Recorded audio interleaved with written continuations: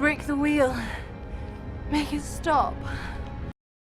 Hello again, gentle viewers, and welcome back to The Broken Wheel. In this episode, I'll be diving into the Season 1 finale titled Eye of the World. Lots to unpack here as the season has been building to this episode, as well as some foreshadowing and implications for Season 2.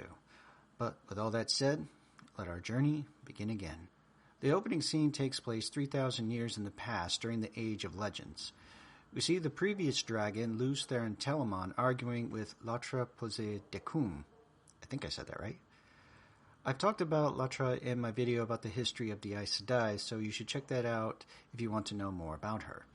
The basic you should know is that Latra was the most powerful woman Aes Sedai of the time, as well as the primary opponent of Luz Theron's plan to seal the Dark One. In fact, in this scene, she is trying to talk Luz Theron out of his plan, believing that exposing the Dark One to the true source is too risky. They also talk about a schism that developed among the Aes Sedai at this time along gender lines. The linguistic coach has done a great job of recreating the old tongue spoken by the characters in this scene. Latra is wearing all white, while Luz Theron is in all black, representing Saidar and Saidin respectively. Luz Theron is also wearing this multi-fingered ring on his left hand. This detail will be brought up later. Latra Posé departs, knowing that she cannot persuade her old friend from his chosen path. She tells him that the women will rebuild whatever is left of the world and calls him the Dragon Reborn instead of the dragon, implying that Luz Theron Telamon is not the first dragon. He bids her farewell and addresses her as the Tamerlane Seat. This is obviously the origin of the title Amyrlin Seat in the modern day. However, Tamerlane was the name of Luz Theron Telamon's ring, which was his badge of office as the first among servants, the head of the Aes Sedai. The scene ends with Luz Theron soothing his child before he leaves to face the Dark One. Going outside the window, we see this beautifully advanced city, showing not only the height of progress in this time, but how far it ended up falling. We rejoin Moirainne and Rand making their way further into the Great Blight. It is a place of rot with densely packed trees and bloated fungus, both of which can be seen almost living off the dead. In the book series, the outer region of the Great Blight is described as being a barren wasteland covered in red dust. With the environment being more toxic and hostile, the closer one gets to the Dark One's prison. Moirainne spots 7 stone pillars and tells Rand they can rest here for a while. When Rand asks about the pillars, Moirainne tells him those are the 7 towers of Malkir. Rand puts together that this is where Lan is from, but judges that they have been that way for about 1,000 years. Moirainne informs him that not only has it only been about 40 years, but it should be miles away, explaining that as the Dark One's power grows, space and time become more distorted in the Blight. Meanwhile, at Fal Dara, Nynaeve comes to Lan and tells him that when she surprised him outside of Shadar Logoth, it was Moirainne she tracked, for Moirainne has a tell, though we're never told what it is. Lan asks her to teach him how to find Moirainne, and we get to hear Lan's poetic side. I will hate the man you choose, because he is not me, and I will love him if he makes you smile. You are as beautiful as the sunrise. You're as fierce as a warrior.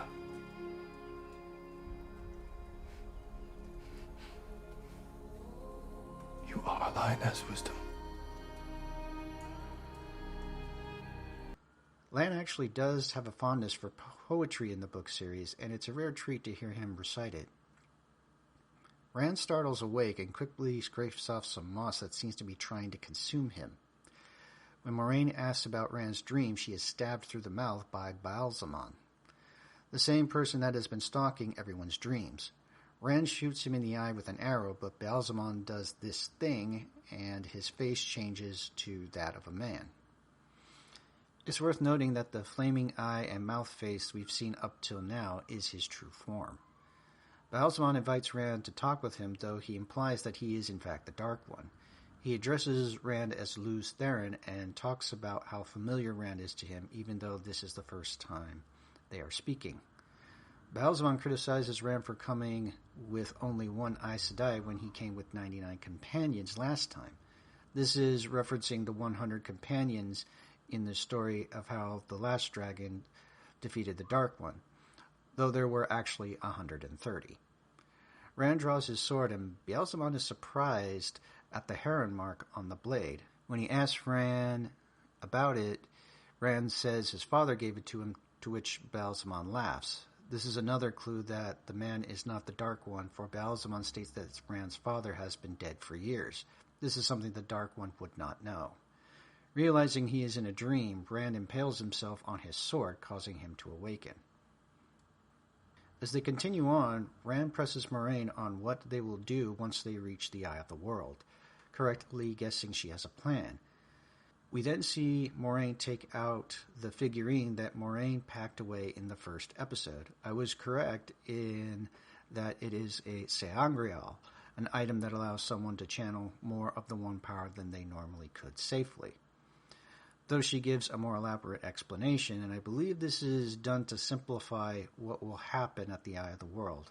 I'll go into that in a later video. Moirainne tells Rand to use the figurine to force the Dark One back into its prison for another 3,000 years. Later, Moirainne and Rand see a massive Trolloc host moving out of the Blight towards Tarwin's Gap. Makes you wonder how so many managed to travel through this densely packed forest. As Agomar goes to see the approaching Trolloc army, Yakota guesses that the force size is between 5 and 10,000 based on the number of Fades spotted so far. Trolloc forces are divided into formations between 100 and 200 called Fists. Each one is commanded by a Fade and never more than 200. This is how Yakota is making this estimate. We also get our first taste of Uno's foul mouth. I'd bloody skin them myself and burn their goat piss and hides. Yakota tells Agomar that the city's drawbridge has been sabotaged, meaning that there are Darkfriends in the city. Agomar then orders all of the city's fighting men to make for the wall fortress, as he will be taking personal command of the fight there. He then tells Yakota and Uno to perform some action that he doesn't elaborate on. Meanwhile, in the Great Blight, Moirainne and Rand come to this ancient structure built into the ground itself. Rand instinctively knows this is the Eye of the World, as it is familiar to him. He tries to get Moirainne to stay behind, but she continues on nonetheless. Lady Amelisa helps her brother into his armor, trying to convince him to stay in the city, obviously fearful that he will die if he goes into the gap. Agomar apologizes for not listening to her when she told him he should have asked the White Tower for aid. He informs her that the men will hold the gap as long as possible, not only giving the people in the city time to flee, but also buy time for the warning messages he has sent out to warn everyone that Tarmon Gai'don is coming. He then tells his sister that the women must hold the city if the men cannot stop the attack. They salute each other one last time. When he reaches the bottom, Rand is drawn to this symbol on the floor. This is the old symbol of the Aes Sedai, which has appeared in previous episode. He feels memories of his past life as Lews Therin, but can't quite put them together. We see an image of Lews Therin Telamon facing the same man that Rand spoke to in his dreams. When Rand reaches down to touch the symbol, he immediately finds himself back in his farmhouse in the Two Rivers. He walks outside and finds Egwene with a baby, most likely the one Min saw in her vision. We cut back to the Eye of the World and see Moirainne trying to wake an unconscious Rand. Ba'alzamon appears and Moirainne tries to attack him with the One Power. However, he is easily able to overpower her and shield her from the true source. He does this with only a slight movement of his fingers, showing just how skilled and powerful he is with the One Power. He is also wearing the same multi-fingered ring that we saw Lews Therin wear earlier in the episode. This and the fact that he is channeling the One Power gives further proof that this man is not in fact the Dark One. As Agomar leads his forces to the wall fortress, we see Amelisa overseeing the evacuation and defense of the city, showing that the women of the borderlands are just as capable warriors as the men. Amelisa then sends out a call for any woman that can channel even a little to meet her outside the city.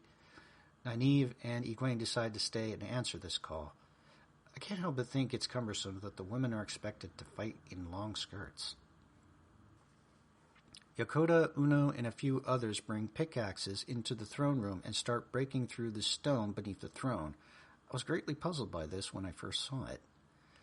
As the sun sets, the Trollocs attack the wall fortress en masse, and the Shienarans defend with a mass volley of crossbow bolts.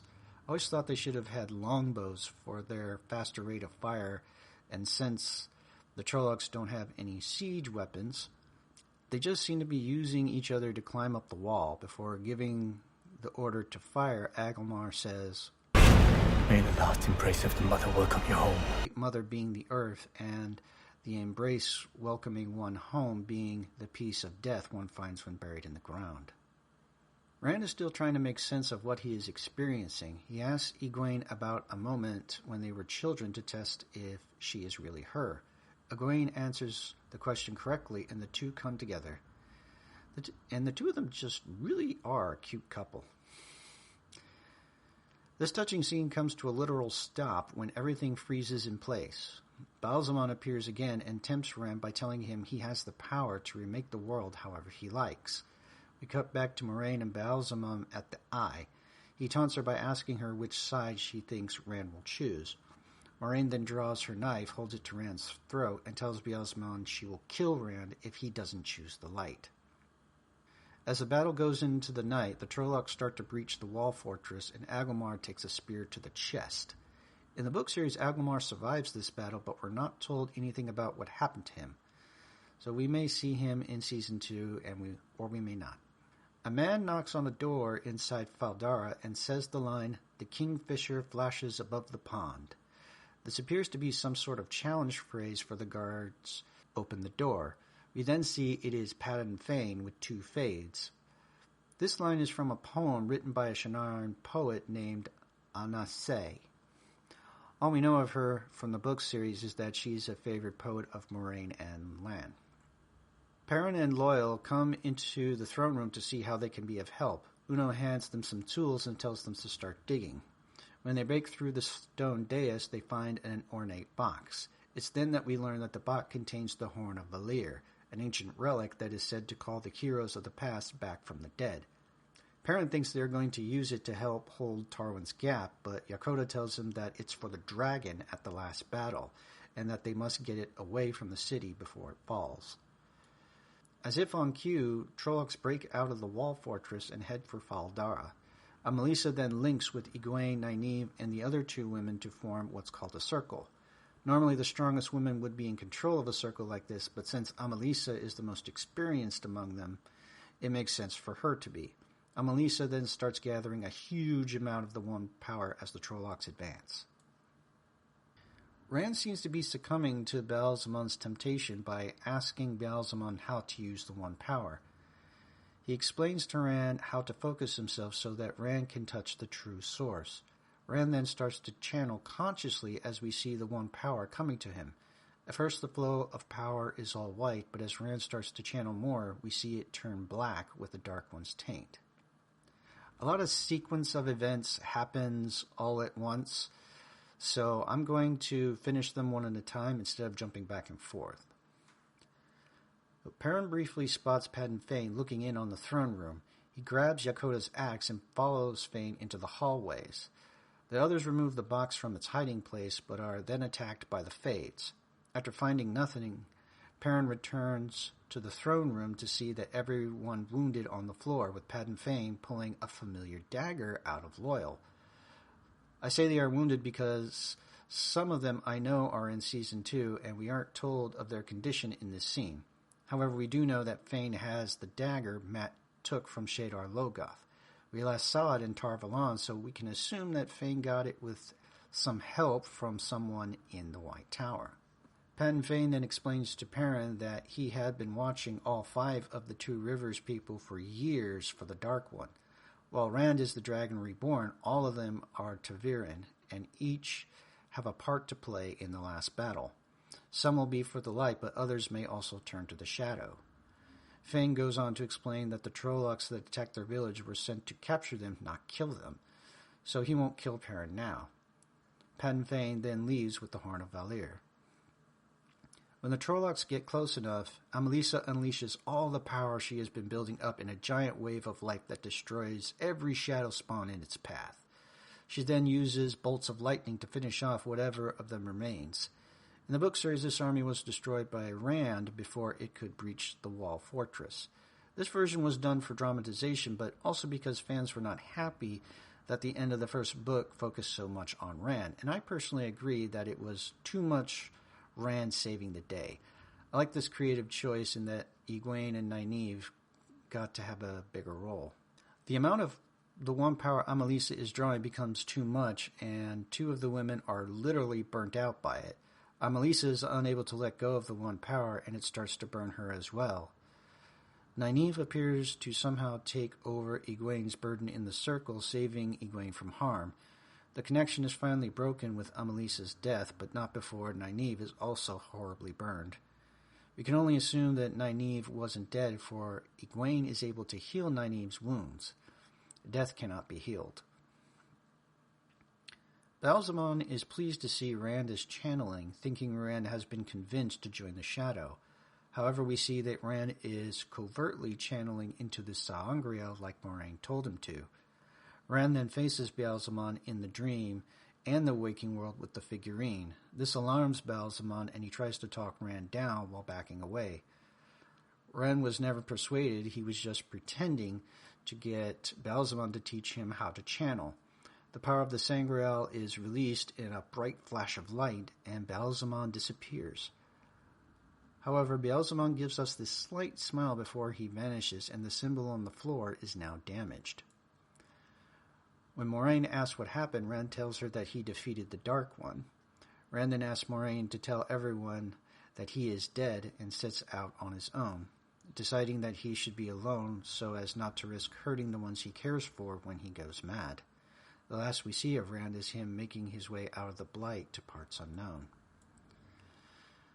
Lan finds Moirainne at the Eye holding a broken piece of the floor.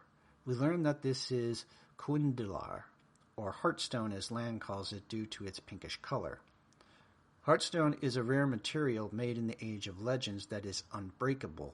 Even the one power cannot destroy Heartstone.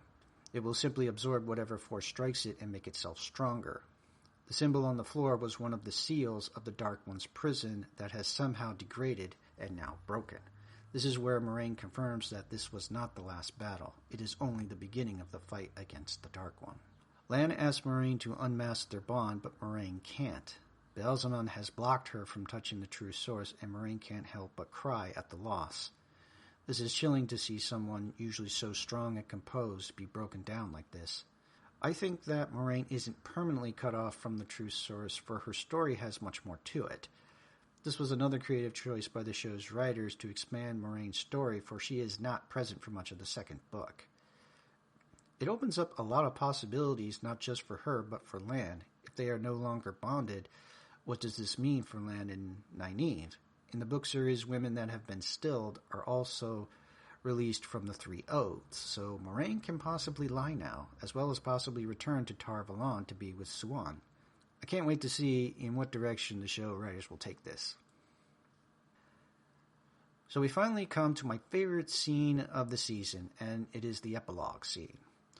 We're told this is on the western coast, and it was briefly mentioned in an earlier episode that ships have been disappearing here. This girl is playing in the sand when she notices all the seagulls flying inland. We then see this huge armada of ships with square sails. These are the Seanchan, and I will go over them in more detail in a later video. We first see these soldiers with these helmets that look like lizards with lots of long, sharp teeth. This is meant to intimidate their foes, and it works. So much so that many in the Westlands think they are monsters when they first see the Seanchan. The big takeaway is when these four women come out on deck. The two in front are wearing these large collars and seem to be gagged. The collars are called Adam, and they are a truly nasty creation. The women who wear them are called Damane, which means leashed ones in the old tongue. The two behind them push forward their forearms with these ornate bracers and give out an order in another language. These women with the bracers are known as Suldam, which means leash holders in the old tongue. If you haven't picked it up yet, the Suldam control the Damane through the use of these bracers and collars respectively. We then see the Damane channel the one power into the forward water. We also see this happening on all the other ships, implying there are a lot of these leashed women. The scene ends with this poor girl facing a giant tidal wave that she cannot escape. Well, thank you very much for sticking around until the end. An extra thanks if you've watched all of my Season 1 videos. If you're enjoying this content, please consider leaving a like or a comment below. I'm looking forward to sharing Season 2 with you and diving into that as well. Thank you again for watching, and as always, may the light be with you.